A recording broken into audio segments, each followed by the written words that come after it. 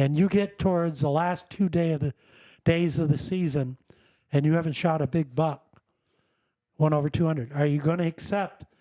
Because I've often found the 185, 190. It'll be a nice 8-pointer, but it's not 200 pounds. And so there comes that point where do you settle for that buck if you go out and track him, and not guaranteed you're going to get him, but you do that kind of thing and you weigh it, what you're going to do.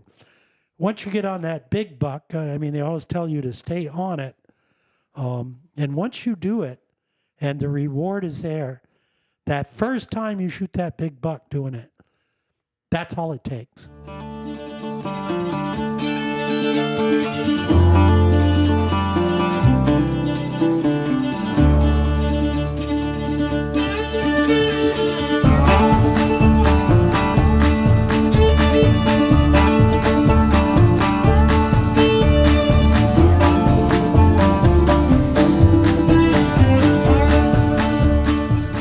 Welcome back to another episode of Northwoods Whitetails Podcast. I'm your host, Joey Davis. On today's episode, we have a special guest, Dwayne Merrill. He's 81 years old. He's hunted the North Country all his life. He's now hunting it with his boys and his grandkids, and he's got a lot of stories to share. He has been very successful behind the track. I think he told us he'd shot bucks in Maine, New Hampshire, Vermont, New York, that were all over 200 pounds. I didn't particularly ask him this question, but he told us how many 200s that he had shot, and I'm not going to relay that. It's kind of a personal piece of information that he likes to share, but he's probably one of the most, I can say, of anyone that we know. He's right up there. He's got a lot of bucks. I'm joined on this episode with Corey Ryder and Brent Dragon. Dwayne was such a good guest that we really didn't have to ask him many questions. He just rolled with the stories, and he was very good with it. There's going to be a little bonus segment on YouTube. Before we got rolling, we talked for about 2 hours, and I recorded his first buck that he ever got. It was a 200-pound, 13-point buck, and that'll be on YouTube. He'd shot it with a over and under 410. So the bottom was a 410, and the top was a 22. Yeah, good stuff. So you'll have to log on to YouTube and check that out. But here we go. We're going to get right into it, as you guys will hear. Let's talk about that the big one in there that you were just talking about with the long, big, heavy brow tines. Yeah, it was. I never got it scored or anything, but it was. It's a nice 9-pointer, and out of the deer I've hunted in Maine, that was one of the ones that was most interesting because my brother and cousins were hunting with me that day, and we were hunting up in a place called Wadley Pond, north of Russell Mountain in the North Maine woods.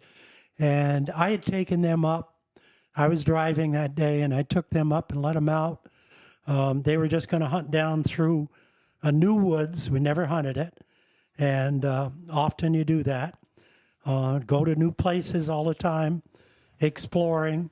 And if you put 3 or 4 good hunters in there and they cover enough ground, they're going to come out, hopefully, in Maine with some good areas to hunt or a big buck they found. And this particular day, I took them up north of Wadley Pond, dropped them off on the east side of the road, and I went down south, just drove down south, dubbing around, and figured I'd kill a little time waiting for them to come out.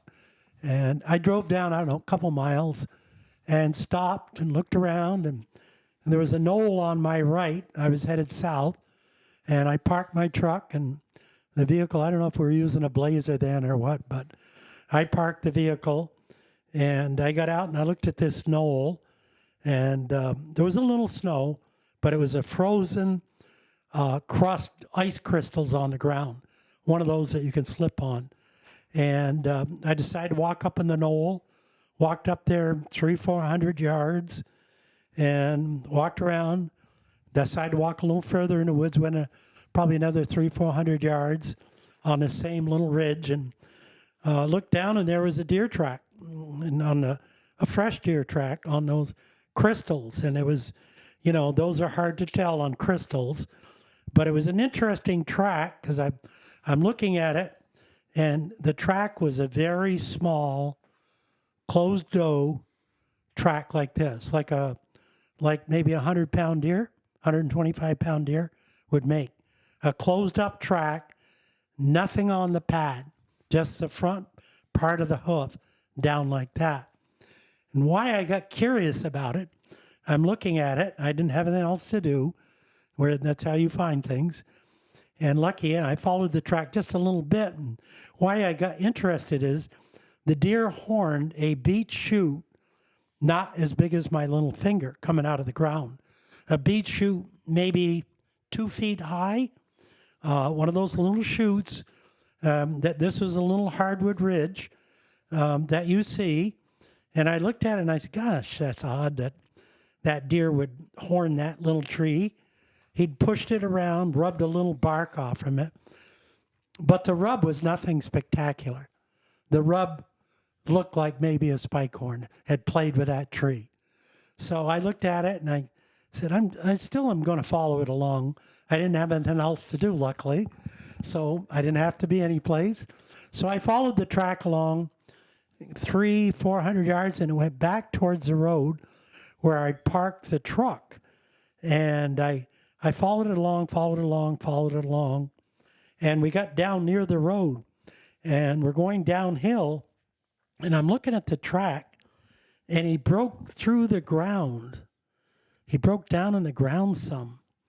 And I looked at the track, and I go, that's odd. It's odd that this 100-pound deer actually broke the ground down in. But it was still a closed-up track, no real pad, but it had gone down in the earth through that frozen granular snow. So I said, just for the heck of it, I'm going to follow that deer. So he went down and he crossed the road, the north-south road. We went on down the lower side, and we kept going down. As we went down, the snow that was there and the ice crystals really melted. There was nothing left. It was one of those days, where it's kind of clear. You got patches of it. So the lower down, I went towards the pond. I don't remember if Wadley Pond was south of me or north, but right in there. And as I went down, the snow and the ice crystals went away. And it disappeared, basically. Not much, any snow really left. So I'm looking at the track. I can still follow him. And we get into some soft earth because we'd gone down low ground. And he broke down in the ground like 8-9 inches, like that. And I'm looking at the track and I'm going, what the heck kind of a deer is this? He broke down 8-9 inches in the ground. And I made up my mind. I started following him. And I said, I'm going to get serious here now.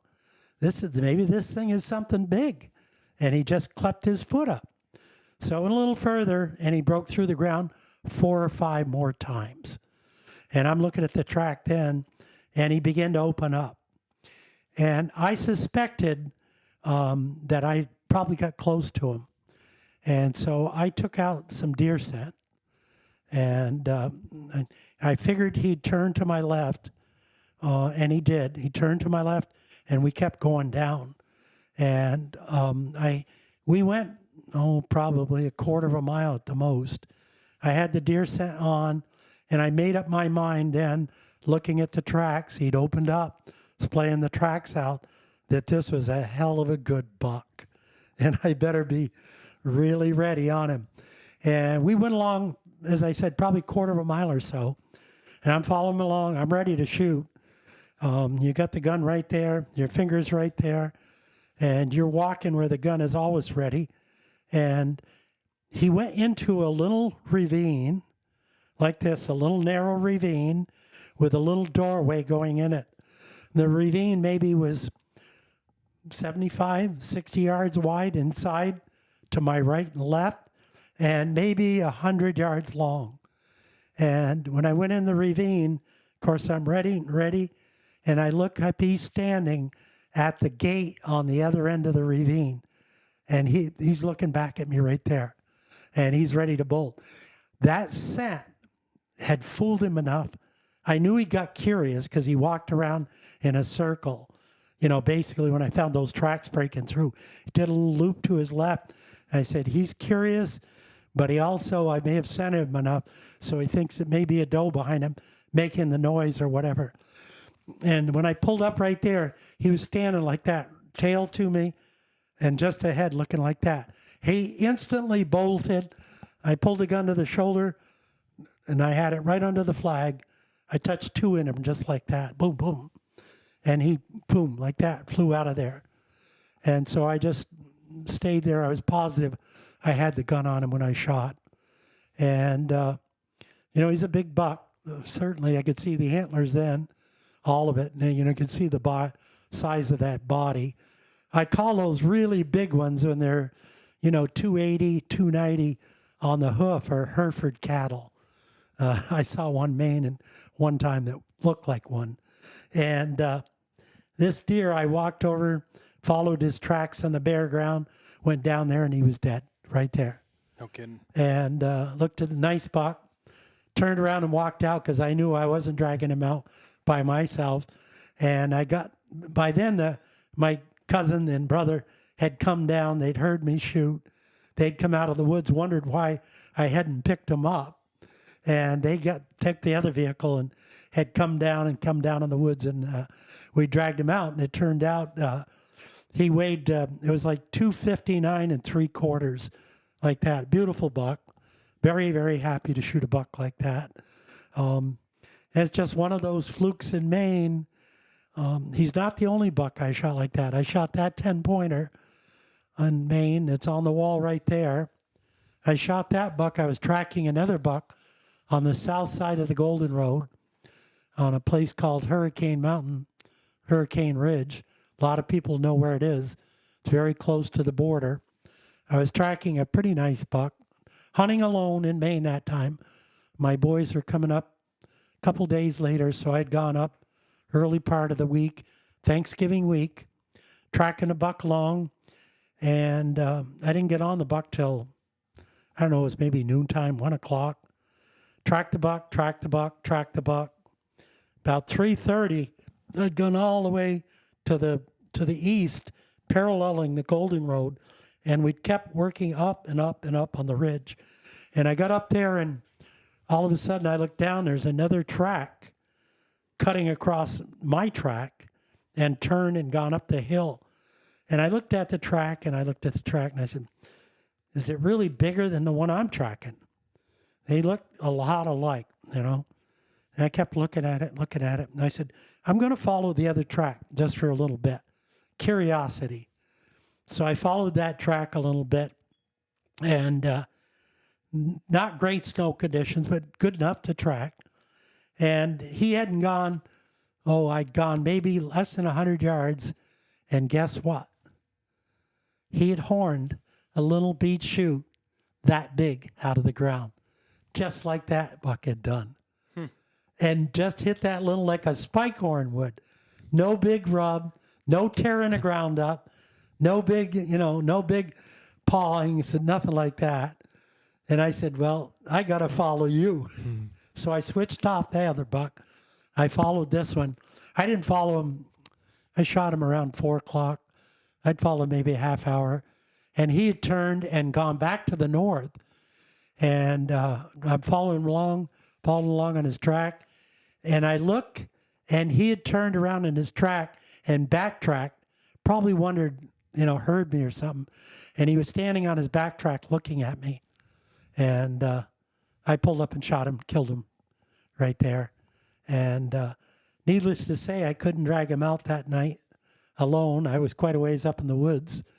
So I did manage to, I don't know if this is good for the podcast, but I went down there and gutted him out, and I pulled him up in a tree as far as a limb as I could, but I probably weighed around 200 then.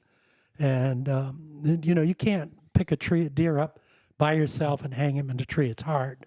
But I got him up what I could, And I took off my hunting coat, my Johnson coat, and took off one of my shirts I had underneath that had sweat on it and everything, and I hung it on the deer. And I took a leak around the ground, so it smelled pretty bad, and I guess mine does. Nothing came that night. And so I made it out of the woods that day. That was Tuesday, and I came out of the woods and hunted with my boys had come up to hunt on Wednesday. They'd snuck out of school, and they'd driven over with Kyle, my nephew, Kyle Scanlon, who used to write for Vermont Outdoors. And he wrote a book on the Benoits, a small book, and hunted with them. And Kyle and Aaron and Ethan. And so we hunted Wednesday morning till about 3 o'clock. And then I said, boys, I've got a job for you. We got to head up on Hurricane and pull this buck out. So it's a lot easier with 3 young guys to pull it out. For sure. And so that was the story of how that buck got shot, chasing around in the North Maine woods by myself. And What did that one weigh? that one weighed 212. 212. Yeah, 212. Most of the Maine bucks, anybody that's hunted a lot of them, most of the 8-pointers, 10-pointers are going to be 2.5, 2.6 to 225. I'd say an awful lot of the bigger 8s will be right around 225 and 10-pointers. And then once you break into that, in my opinion, in the 230 range up, 235, 240, you're getting in an area where there are not a lot of bucks shot because, we've shot in one of the first years I hunted Maine. It was around 1972 or 73. My cousin Center, Merrill from Londonderry, Kurt Merrill, my brother David, and my ex-brother-in-law, Carl Popolowski, 5 of us hunted together. We were hunting on Millinocket, but that year we went over and we went up and started hunting off the Golden Road. We hunted what is known, everybody will know it, a big mountain called Green Mountain. And I found it turned out to be a 6-point buck. But we went in and scouted on the mountain. I found the tracks, nice big track on the buck. And so I said to the guys, the way we shoot these bucks on bare ground is just keep going back. And we went back a second time with all of us and didn't put him up again. And I didn't know what time he was hanging in there. That was the thing. If you jump him out at 2 o'clock and you start realizing that buck could maybe be back there in 3 or 4 days, I found often on the same time. And the third time we went in, we jumped the buck up and center shot him. And he weighed 266. Only a 6-pointer. That was a nice buck. Wow. And Heavy. Nathan, I mentioned earlier, shot that 11-pointer with a 25-inch spread, weighed 270. I've shot that one, it weighed 260 or so. Ethan, my son, shot that 8-pointer at the end of that logging road that weighed 277. My brother's biggest buck weighed 238. My cousin Kurt shot that 13-pointer, 240.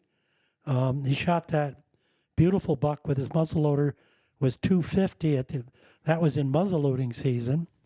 We've all shot some big bucks in Maine, and certainly more than one. Yeah. That we've shot up there. Now, have you hunted New Hampshire? I hunted New Hampshire in 1965, 66, 67, and I shot a 10-pointer that went 212. Yeah. It's the only one I shot in New Hampshire that was a buck, and I did not get the buck. I shot the buck, and another guy found him. No kidding. Lucky he did, too, and it was good. Yeah. The guy, he found the buck, and it was a nice buck, and last day of the season, and it was a good buck. Lucky. Yeah. But I killed him dead, but I didn't get him, and I didn't follow him far enough, and that was the thing. And he didn't go that far, but I didn't get him. And then the one in the Adirondacks, the one buck I shot over 200 there, dressed 226, was a heck of a story. I'd been hunting Maine with my cousin Kurt and his boy Jay, And we decided to go hunt the Adirondacks. We shot some bucks in Maine. I think we shot 5, 6 bucks, whatever. And we decided to go to the Adirondacks. And my brother-in-law grew up hunting in the Adirondacks. So he told me a place to go, and down on the high peaks, but down south. So we drove over. We got there, 8:30, 9 o'clock in the morning. And we just come from Maine. We're tired, but we had to go up over this mountain on a trail, down the backside, and it was on the headwaters of the Hudson River. We were way, way up on the headwaters. And my brother-in-law went in there every year and camped, and he had a camp on the south side of the Hudson River that he crossed with a cable. Him and the forest warden had put a cable up years ago. Steel cable low and one above. Very dangerous if you've carried your backpack and sleeping bag across it. I always took my belt out, hooked it over that, so I didn't fall in that freaking river. It was a good river. But so any day, I said, Kurt, let's go over here. I know about it. It's good hunting, but we're not going to cross the river. We were all tired. We decided we're not doing that. So they came over the backside of this mountain. They walked the trail, and I did. There was a beaver pond that came right up to the trail with a big beaver dam that was part of that trail. You know how you get those quarter-mile beaver ponds? And the trail ran right through the dam, right on the edge. So I went out past the beaver pond. I went quite a ways. And there was snow on the ground, but just not good snow. And I went out, and I was on the north side of the Hudson River. And I decided to go up this mountain and hunt up on this hill. And I went up on the hill and worked up the hill, and still in the morning, but later in the morning. And I picked up a buck track. I said, it's a pretty good buck track. And followed him 300 yards, maybe 400 yards, just luck. And I looked up, and he was standing probably 150 yards from me, 125 yards. And he was standing on an angle where I could not shoot the shoulder good. But I knew that, I'm for one that usually takes a shot.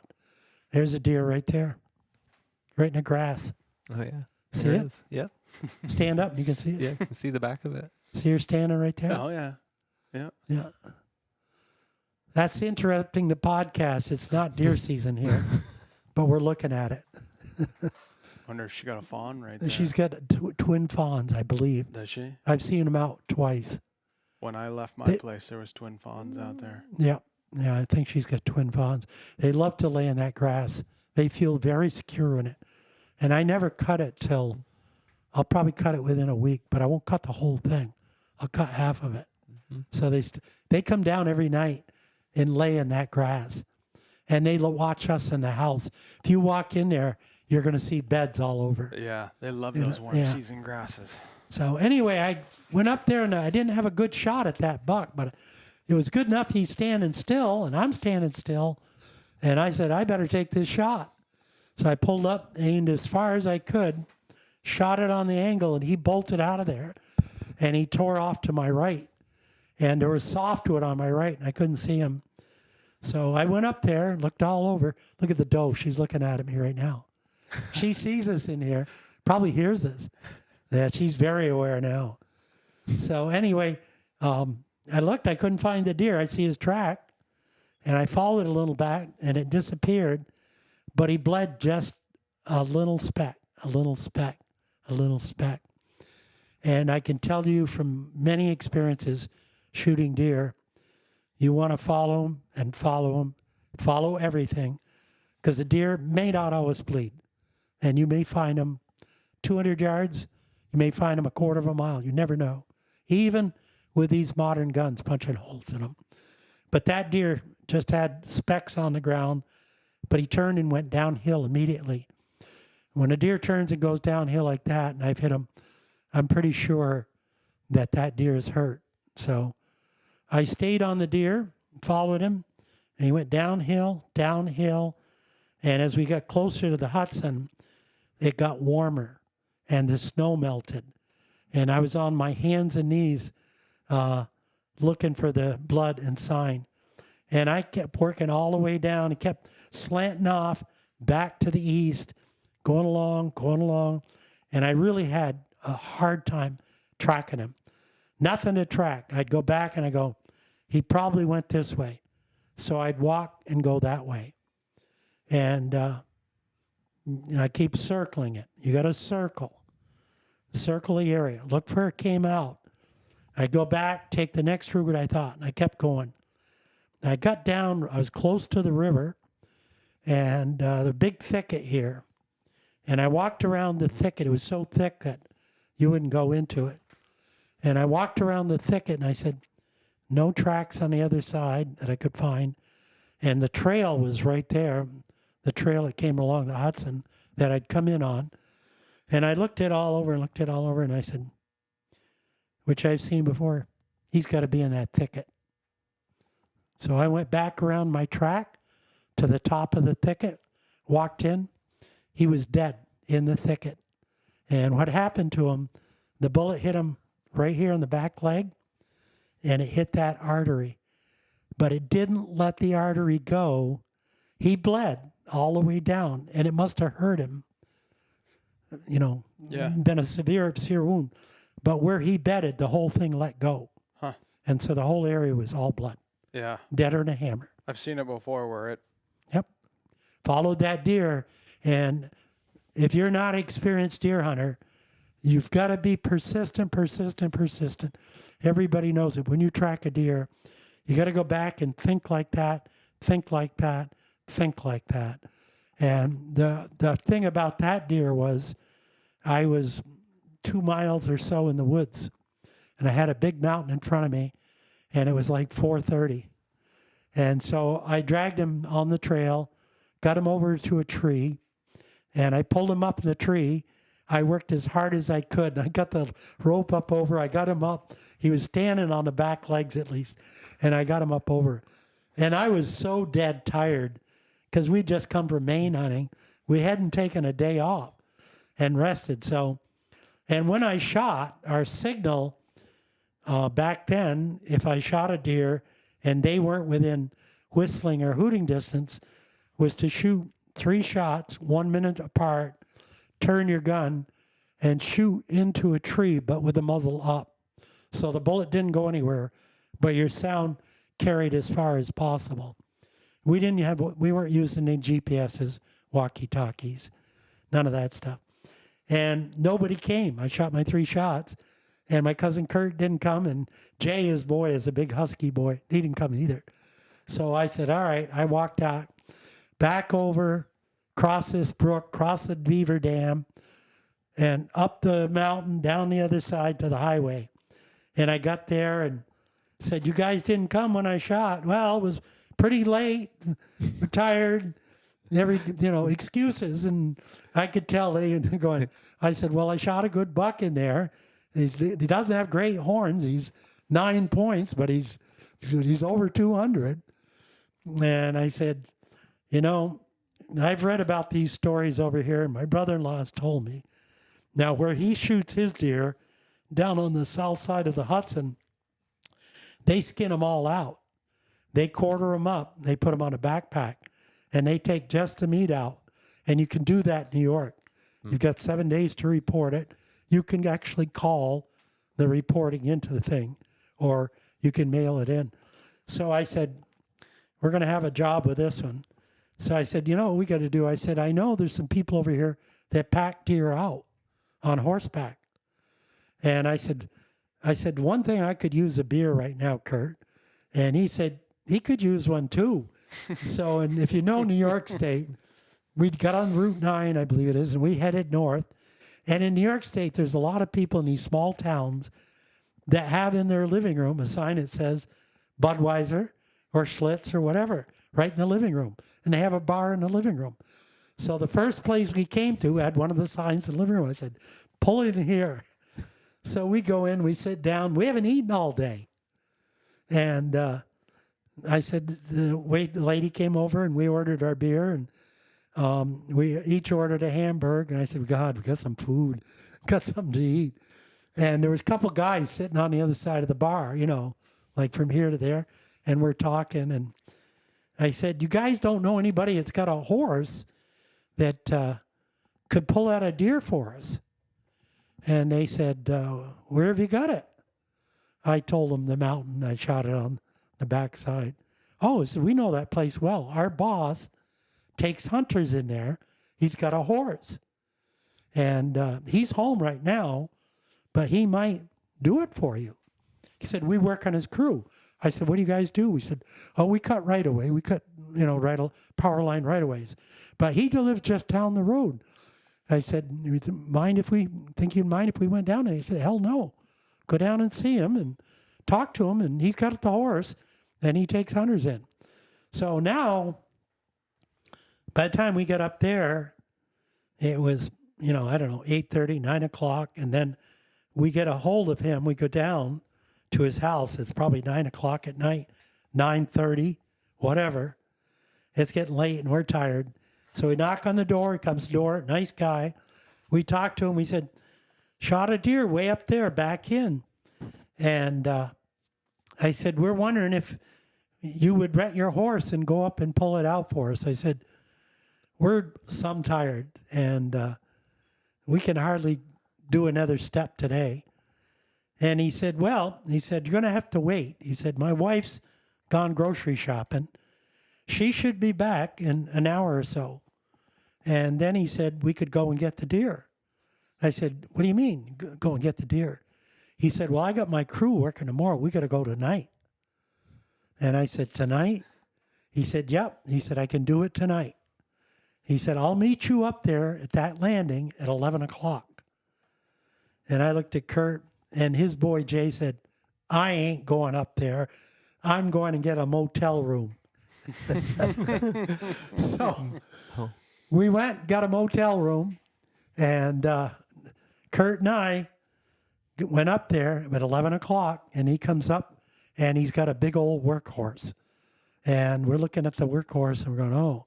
So he gets on a horse, unloaded and everything, pulls it out, and comes up, and I said to him, he said, I got a Coleman lantern. He said, we're going to need that. And I said, good. I said, we don't have one with us. We got our flashlights, and that's it. And he said, well, I got the Coleman lantern. He said, one of you is going to walk in front of the horse with a Coleman lantern. I said, any possibility that we could ride the horse in? Because it is a big workhorse, and we're paying for it. And because I hadn't told you that part. I charged $100. and in our condition, we were willing to pay the $100. Best $100 you ever spent. Yeah. So he said, no. He says, I haven't worked the horse since August when we hayed. So he said, I don't want to put a lot of stress on the horse right now. And I'm going, that's like a 1,500-pound animal. How stressful are two tired out hunters on that horse? I said, no, don't want to do that. He said, we got to go up over that mountain, down that terrain. It's kind of slippery. He said, guys might fall off or something. So he said, get one eye in the front with a lantern. And he said, I'm going to get in the back with the reins. Had long reins. He was on the back of the horse. And he said, I got to put a blanket over the horse's head. I'm a little worried when we get near the deer that he's going to smell blood and he might act up. I said, okay, all right. So we head out. Kurt's got the lantern. I got the blanket. Keep trying to keep it on the horse's head. Of course, we're only like 2 miles from the deer. And we go along. We get up over the mountain, down the backside. We go along and we come to the beaver pond. And the trail, as I told you, went right on the edge of the beaver pond. The beaver pond, you know how they put all their stuff like this and the water's on the other side. And they do a great job at building a dam. Well, the trail had gone right through there. And, of course, they had built the dam right there. So we're walking the horse through there. Guess what? The horse falls down through the dam on a spot, and he's down on his front shoulder, broken through the dam. Right there. He's got 3 legs. He's down like that. And we're looking at everybody and we're going, oh my God. We've got this horse. Stuck. We hope he hasn't broke his leg. And we don't have a gun. Oh boy. We're looking at this situation not in favorable terms. And I'm looking at him. We go over and we go, we could try to lift him. So we all get around him. And this guy's a pretty rugged guy. And Kurt and I get on him. And we're trying to get him up out of there. And we fool around. And finally, lo and behold, he pulls his leg up. He gets up out of there. His other legs are good. And he steps forward and he's okay. And we'd wasted like an hour. It's like 1:30 in the morning now. And we go, oh my God. So we walk along. Here comes a bunny rabbit. You can't see it through that bench, but it's coming right head on to me. It's going to eat some nice clover. Anyway, the deer's hung in the tree. We get to the deer. We got the deer's the blanket wrapped around the horse's head. He's not bad. We get the deer and we put it right over the horse. And the only thing the horse has on it for gear is the horse's collar and the reins going back. No pack saddle, no other harness, just the reins, a halter, and how work horse's collar is. It's made for pulling on that. But so we tie the deer to the collar. We got the horns hanging down, the ass over here, and we got those little rings on the collar, and we tie it to it. And we turn, get him going, and the only problem is all the way back out, the horse, the way he walked, the deer would slide either off one way or the other way. So we walked all the way back out. I'm with my shoulder on him on one side, sliding him back up. Kurt's on the other side, sliding the deer back up. And we got the lantern, trying to hold the lantern, one of us out here. And we got out of the woods, I don't know, it was 2:30 in the morning, some god-awful time. And that was the story of my first 200-pound buck in New York that almost killed us. I got him out. We went to bed that night. And the next morning we got up, went, got some breakfast. And I said to Kurt and Jay, I said, you guys got your tags. We don't need to go home for a few hours because we just came over to scout. I said, let's get down to this lake. I think this place looks good to me on a map. So we get down there and I send them down the lake and said, do a swing up around. I said, I'm not going to go that far today, boys. I'm just going to walk around in the woods. I walk up on this ridge, maybe a half mile I walk up. New York State, if you ever hunt the Adirondacks, you've got to know your oaks, red oaks and white oaks. And the deer like certain kinds. And I was up there sitting on a ridge with a lot of oaks around me. And I'm just sitting there on the ground looking down the ridge. And I look down under this oak tree and I go, Jesus, that's a big buck standing there. Sure enough, it's a nice 8-pointer in the Adirondacks, probably 190-pound buck, pretty good buck, and stand there looking at him. And I go, well, I don't have a tag. I can't shoot the deer. So I just watched him. A few minutes goes by. He looks at me, and then he finally bolts, comes out around the tree, and another 8-pointer, just like him, comes out, and they both run off. Right there, right together. It was one of those things. If I'd shot those deer and told those boys they got to drag them out, they'd have shot me. That was my first day hunting over there. So how did you get into the whole tracking thing? Well, the tracking thing, I'd grown up in Londonderry hunting down there and hunted up here some, but mostly around Mount Tabor on the big timberland, Moses Pond, Weston Mountain, Cobble Mountain, North Windham, Mount Holly, all that area. And there are some big bucks down there. If you look at the Vermont trophy book, you'll still see some nice bucks coming out of southern Vermont. That big strip of land south of Rutland, all the way to Manchester, Wallingford, is like 15 miles wide. And there's no road in that. Down at Landgrove, there's one road that goes over. So I gradually, like any but young hunter, would get in the woods in Vermont deer season, and you'd get on a good-looking track and try to track it. The only thing is you didn't know enough to go tracking far enough, and you were hunting with your dad and brother and cousins, and you all planned to be out at a certain time. So that's all of that freedom that I was talking about, how the freedom to hunt, the freedom to have a wife that lets you go hunting, and having that 1 week in November, the first week, or the fourth week, or all 4 weeks. And it's one of the reasons I kind of groomed my life around auctioneering. I was a high school teacher for 6 years and a coach, played sports and all that. But the auctioneering profession, I love it. It's interesting. But it also afforded me the opportunity in November to take time off and to live the life I kind of wanted to live. And it's a very healthy life for your kids. And so I got into tracking. Everybody saw the big bucks and Benoit shot consistently. Larry Benoit changed North American hunting. And at the time his book came out, How to Bag the Biggest Buck of Your Life, you have to read the book. I know people who've hunted with Larry. Obviously the real deal. Lanny, probably the best hunter tracker in North America for a long period of time, along with his brothers, and probably the best shot. And I can't emphasize the ability to shoot enough. But you got to track. People don't believe it, but physically, once you get into it, you got to study the tracks. You got to be able to tell. One of the real problems in Maine, there's a lot of 185, 190-pound bucks running around. And you get towards the last 2 days of the season, and you haven't shot a big buck, 1/200. Are you going to accept?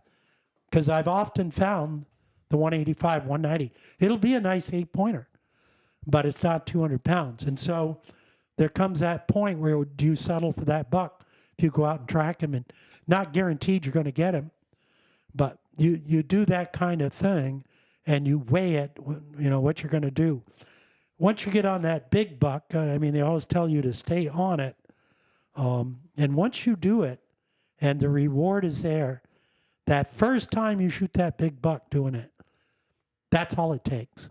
From then on, you're a tracker. It's not the only way I hunt, because I love hunting dry ground.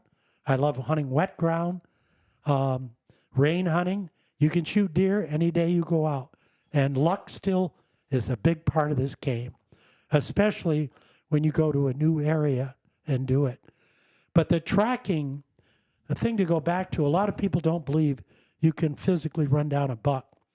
I had a nice 8-point buck I shot one day. It was the last day of the season. We're going to hunt in Maine. And we'd gone out. There was a fresh snow. My cousin Kurt and I driving the Blazer. And we came down a road near the Golden Road on the south side. Came down a road, and a buck, this nice 8-pointer, crossed the logging road right in front of us. And I said, I'll take the bucket. And you want, Kurt? And we found another buck that had gone on the other side. So I said, this buck is up at 6:30 in the morning. And one of the telltale signs about that is he probably's been with a doe all night, Usually if they go to bed earlier and get some sleep. But this buck, I got out and I got on him. And I was hunting right near the Penobscot River. And got on the buck. Nice, beautiful, fresh snow. Easy tracking. Could just glance down once in a while. And the first time I jumped him up, I looked at him. And I was, he jumped up maybe 150 yards from me. And I looked at him and I said, I'm going to see this buck again.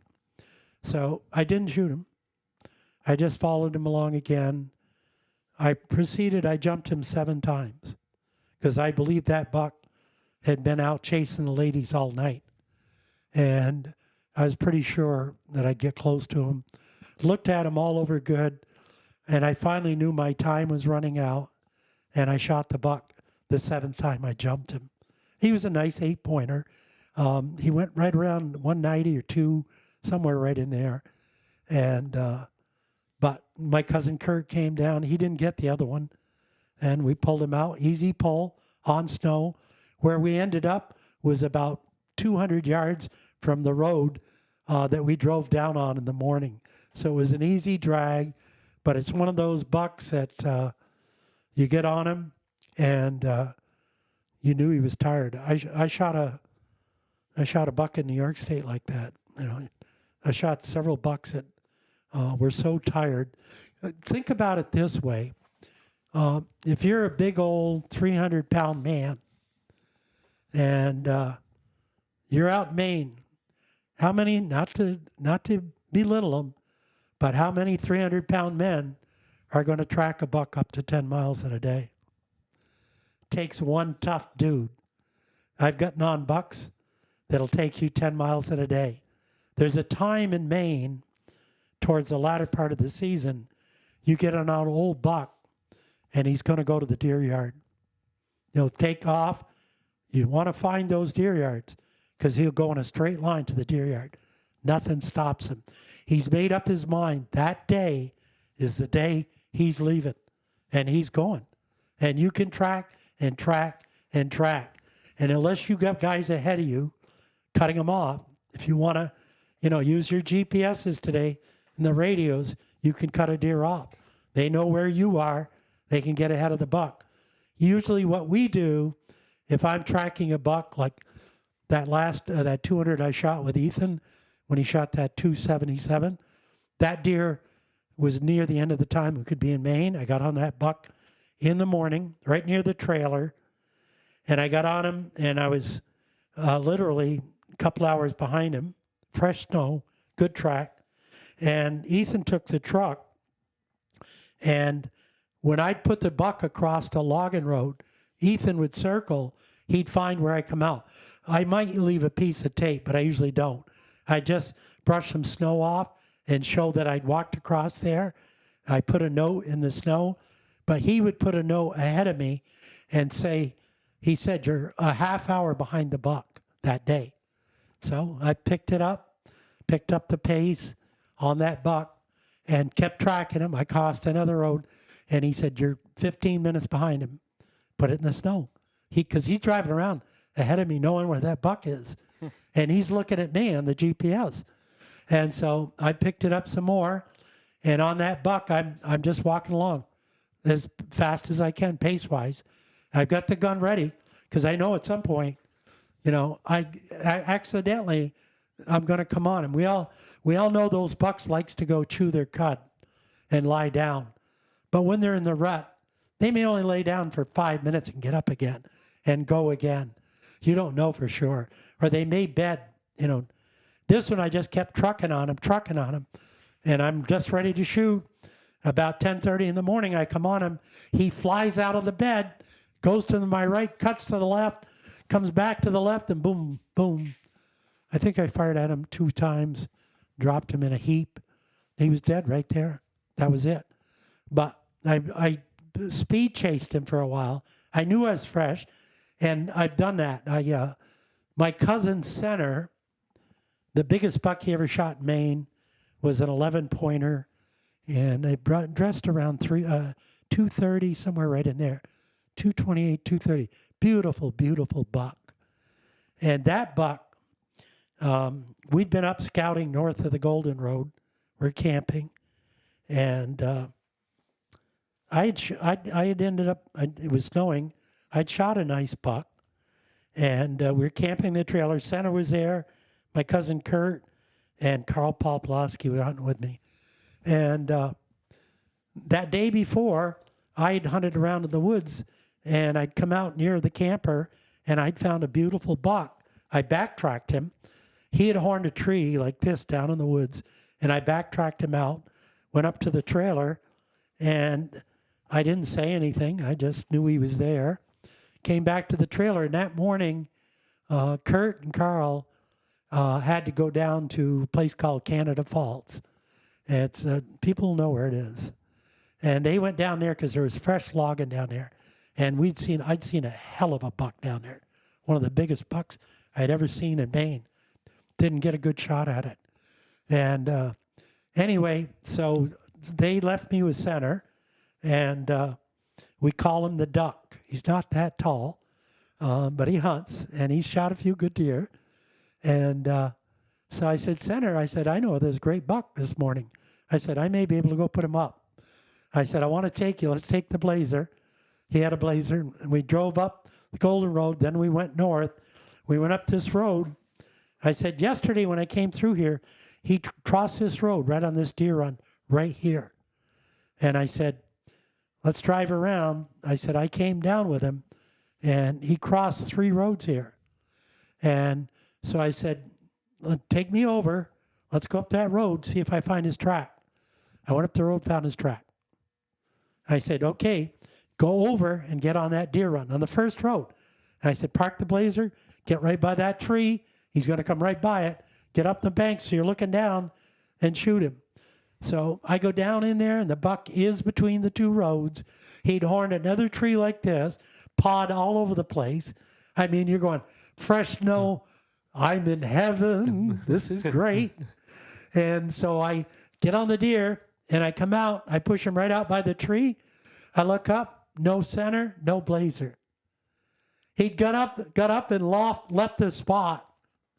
Left it. Oh, no. So I stay on the track. I take him up across the next road, and I knew Center was running the roads, trying to cut me off, get in front of the deer. But if he just stayed there, they shot him easy. The deer goes up the next road. He goes up to what is called the high road, comes up to that road, and we'd had a camper on that road, and he stopped, didn't go across the road, turned around, came back down, and he crosses that 3rd road. The high road was the 4th road up.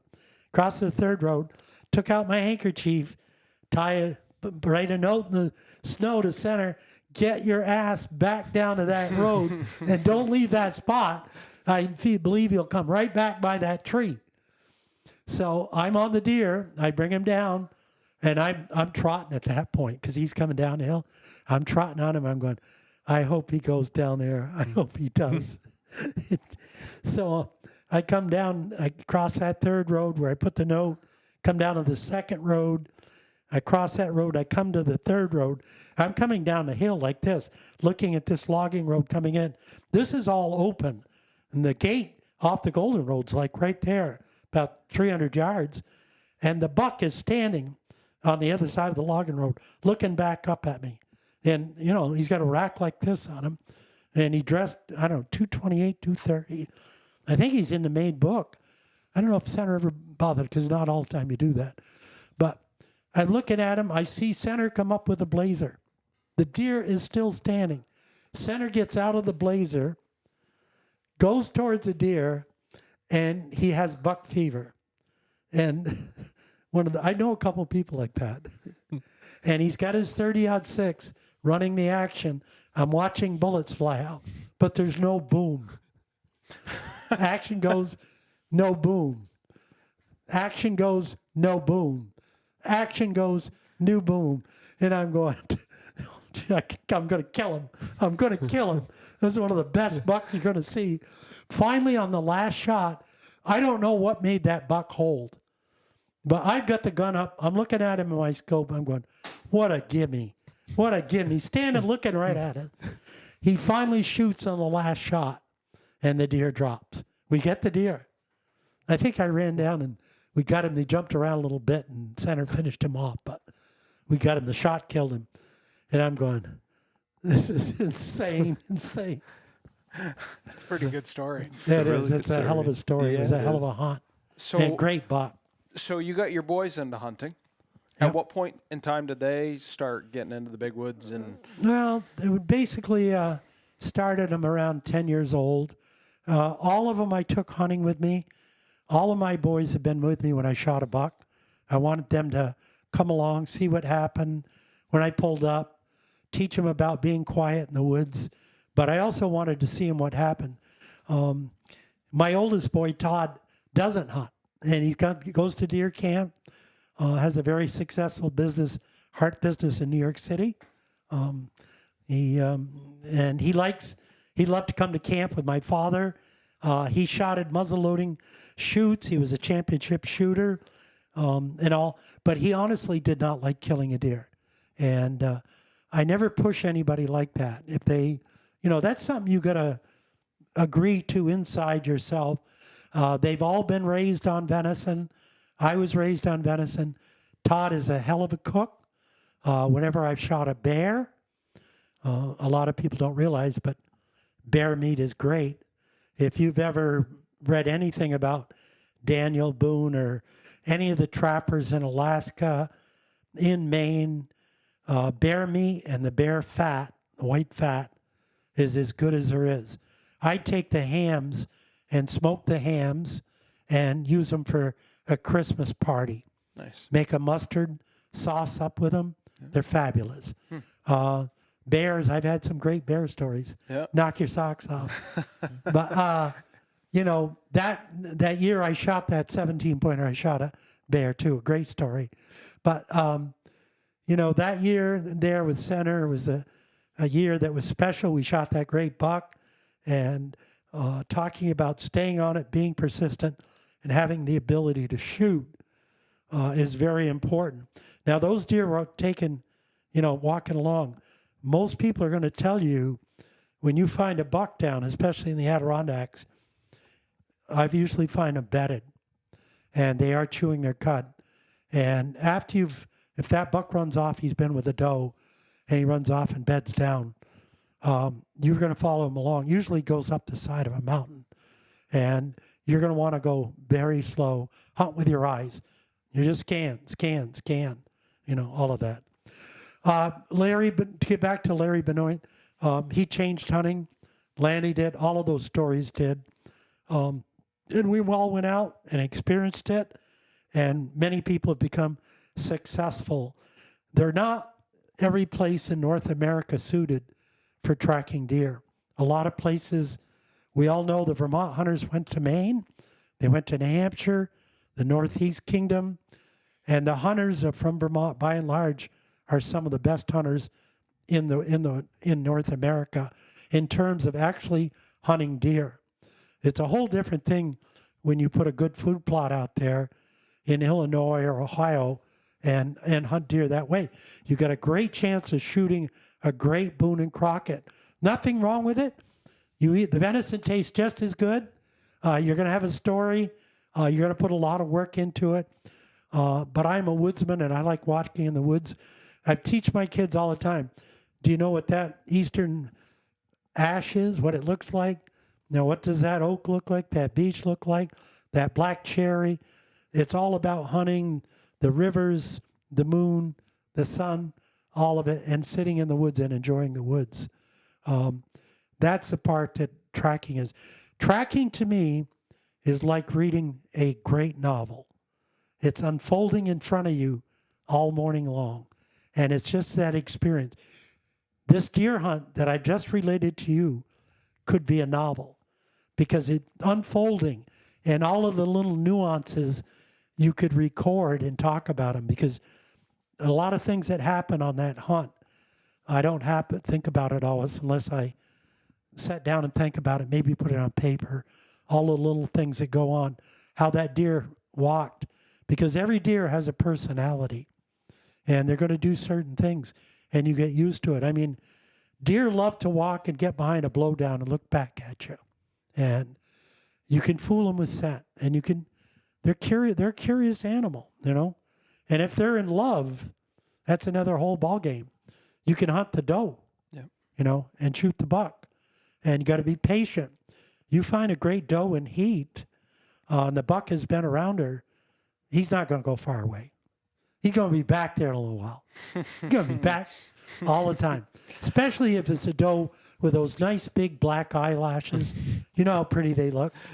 It's a pretty doe. Big tail. Big tail, yeah. You'd mentioned earlier when we were inside sitting there going through your photos and Yeah. whatnot that you don't believe that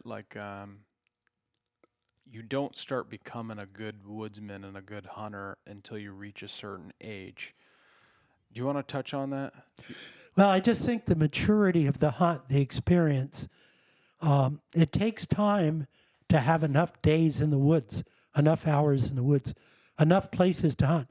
How many hunters in Vermont have gone out for most of their hunting life and hunted the exact same woods. How many guys do that and don't get out and experience? A couple years back, I guided David Mammoth. He's a famous playwright in New York. And a couple people who were involved with remote outdoors had me take him out. He wanted to shoot a deer with a muzzle loader. He had a home in Plainfield, Vermont. And very cool guy, world famous writer. Kind of fun to go with him on the hunt, take him with a muzzle loader.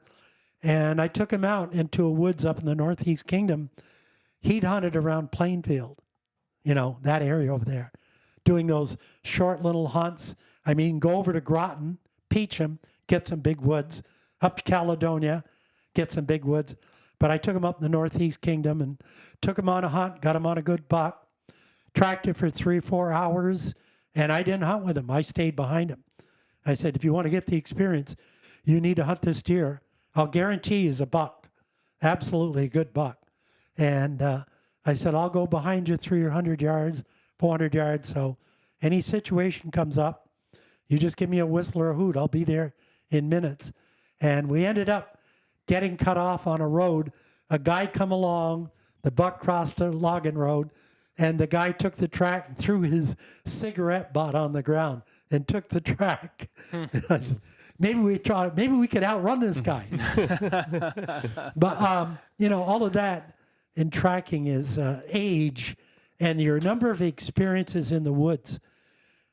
Me talking today, and if hunters really listen to experienced hunters, that can put you years ahead. Yeah. And if you're able to relate that and go out and do it. But I strongly advise, if you can find a good tracker and he's willing to take you out, just if it's one time. Yeah, I think you can learn a lot from somebody that's experienced a lot more than you have. My nephew Nathan is a great tracker. He's taken 3 or 4 young guys out and totally turned them around, Yep. Take them over the Adirondacks. We have a big woods right here in central Vermont, not too far east of us, that you could find the Benoits on, and a lot of good hunters. Yep. That strip of woods. And good place to take somebody. They're kind of mixed in those roads. Might not come out for a couple days, but they will come out hopefully. Yep. If you spend a night in the woods, as I said, your teeth are chatter, and the only side that's going to be warm is the side with the fire. One more thing. You had mentioned that you think that everybody should shoot a deer. Every man should shoot a deer. I think it's important for. There's been a number of studies on this about people. There's a whole thing that about the first time somebody hunts and they get going on it, they eventually want to see something dead on the ground, and then they shoot the first deer. But it has a lot to do with men. The primeval feeling of man furnishing food to the family and bringing this catch in. Anybody who shoots an animal, my first rule is I never shoot anything unless I'm going to eat it. Nothing. Go to the gravel pit, shoot targets, shoot clay pigeons, shoot your 22, but do not kill anything for the fun of it. The only thing you shoot are things you're going to eat. And that's a very good rule to hold everybody to. And so it's just as important when you shoot that first buck to get over there. My kids all watch me dress deer, 10 or 12 deer, cut them up, all of it. And my cousins, we'd get together. We might butcher 10 or 12 deer in a day, cutting all our deer up, doing it together, wrapping it all, putting it in the freezer. That's a great experience, great time. A good way to end the season. And all your kids see how it's done. You want a wood stove going, you want a skillet, and you want to cook some venison. And you want to sit around and tell hunting stories and let them circle with the men. Let them come around and realize that this is part of our life. That man hunted, man killed things, and we ate it. It's part of our life.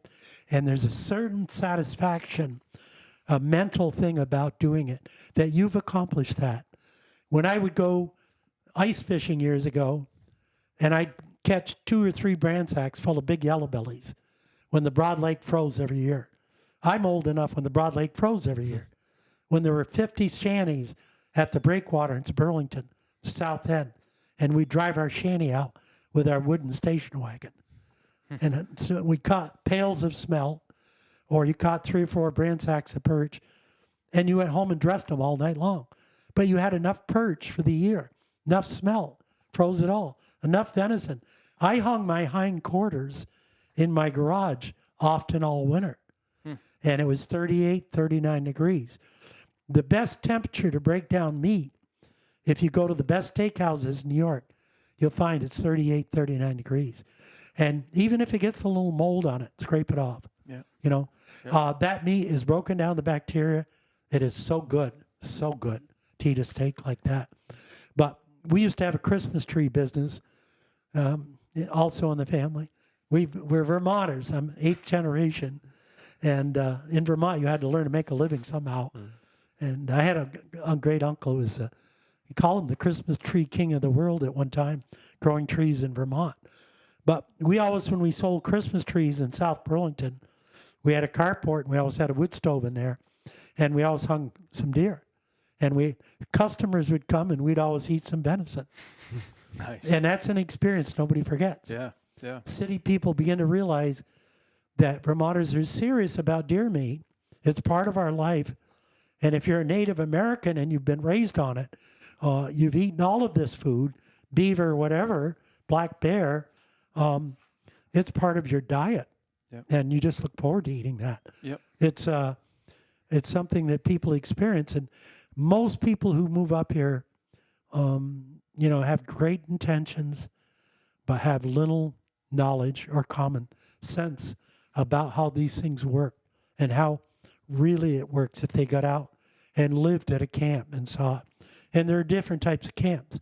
There's camps I'd never bring my kids to. Yeah. Yeah. I have good friends that go to camp in the Northeast Kingdom and they're not allowed to bring a gun. You bring your playing cards and all the food you can eat, and you have a week of fun playing cards, and that's their relaxation. The business is forgotten, business people, and they just are there. They're safe in camp. They can't get in too much trouble. No guns. You guys got And what anything is else? it? What happens in camp stays in camp. That's right. There you That's go. it. There you go. Well, I have one question. All these, 200-pound deer that you've killed, and you have Many that weren't. right that you have in the rafters here, the antlers, but only 3 mounted. You don't see that. I mean, in There are guys that hunt about. There's definitely a controversy about whether you're a trophy hunter or not. And I think Larry Benoit put it in a very good way. All us Vermonters on the farm, as we did, we're going to eat that meat. And if it's a legal spike horn, we're going to shoot it and we're going to eat it. But Larry said, which I thought was a great line, why shoot a 125-pound buck if you could shoot a 225-pound buck and have twice as much meat? I totally agree with it. One of the things that I learned years ago, when the 1960s, when they started the clear cuts, is one of the greatest things that happened for hunting. All the conservationists go, no, oh my God, we're getting rid of the carbon. But that carbon you cut down on that house, it's still in the house. It didn't go anywhere. And you gotta look at what the clear cutting did. The state of Maine, they stopped hunting moose in 1938. And the moose came back slow. My wife's uncle was in Oxbow, Maine in 1940, Rudy Mahalka, and he lived at the end of the road. And he told me a great moose story, but I'm not going to repeat it because even though it was 1940, still could get him in trouble. But the moose came back when the clear cuts came. A big bull's it's just like my friend Donnie Richards over here, the farmer. He's got 325 head of cattle. And he puts it to me this way, Dwayne, you got 3 boys. And when they're growing up, they eat a lot, don't they? How would you like every night for supper to feed 325 head of Holstein that weigh 1,600 pounds, and they're each going to eat 50 pounds of corn a night? And that's the way it is with the moose in Maine. When they did the clear cuts, the growth came, the growth came, growth came. And the first 3 years, the deer will feed on it heavy. And the fourth, fifth year, that gets up higher. And then, you can run into tag alders, depending if it's a softwood cut that comes back hardwood, hardwood cut comes back softwood. But that created the greatest deer hunting in Maine, and it raised the weight of these deer. A spike horn in Maine can weigh 150 pounds. I've seen it. An 8-pointer, 3 years old, he can be 202 pounds, 210 maybe. If you shoot a deer 6 years old, he's going to be one giant buck. So the clear cutting has helped the hunting a lot, brought the herds back. The big killer is cutting the deer yards and bad snow years. Yep. Bad snow years in Vermont, Maine, do more damage to the herd. They can't get around and feed. Every day I watch deer here, and a lot of people don't realize that deer eat 50% of the time in the summer leaves. They come up. That's where your browse line is. They're eating those leaves all the time. I've seen years that I was hunting deer, the deer didn't have a lot of feed, and they were licking maple seeds off the ground. Think about what they eat. Get a dry year. I can show you in a dry year in the Adirondacks, I can drive you around in an evening and show you 50 deer out. It's because of the feed. Yep. You get a year when you got a lot of acorns all over those mountains. Remember, that's a big block of woods. And so the acorns, they're everywhere. Then it's really hard on. They're everywhere. And the feed has so much to do with it, about having those deer there. Years ago, and you got to keep in mind, in Vermont, 1950, you only cut the trees. You only cut a tree, and you cut 2 logs out of it, and you left the top in the woods. So what did we do? We hunted those tops. What do they do now? They chip the whole thing. That was a bad thing for us, because they left those tops. They go to the cuts immediately. Yeah, they sure do. You had 1950, you could buy a cut over acre of land for $15, $20. And if it had good timber on it, it was worth 30 or 40. A lot of farms sold for $1,200, $1,500. Times have changed now. Yeah. That's for I think sure. we've done enough. Yes. It's a very good Gee. podcast. Yeah. Thank you.